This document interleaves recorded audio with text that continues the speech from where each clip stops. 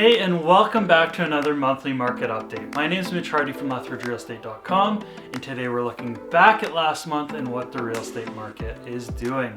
So before we get into it, I wanted to introduce this idea of time horizon. Now, time horizon is an investment term, and it simply refers to the amount of time that you're invested for. So if we were to look at the 500 biggest companies in the United States, we would see this very jagged line that goes up and down. But as you start to scale out on that line, you see that it's consistently trending up year over year.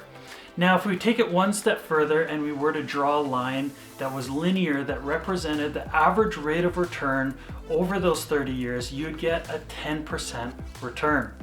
Now, real estate is very similar to this in that it trends up decade over decade and prices are consistently going up. Now, buyers are coming to me in these times and they're concerned about two things. They're concerned about prices, number one, and they're concerned about interest rates as well, how much it's going to cost them to borrow the money they need to buy a house. And those two things are very valid. But I also want to introduce this idea of time in the market is generally better than trying to time the market. Not all things are going to line up for you. If prices are low, interest rates might be a little higher and vice versa.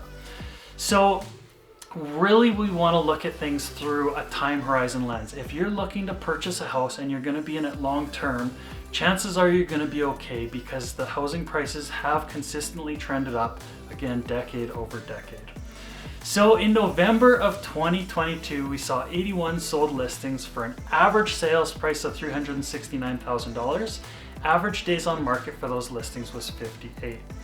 As always, if you have any questions about this information or the stats or how these stats specifically apply to you, feel free to reach out. I'd love to have a conversation with you.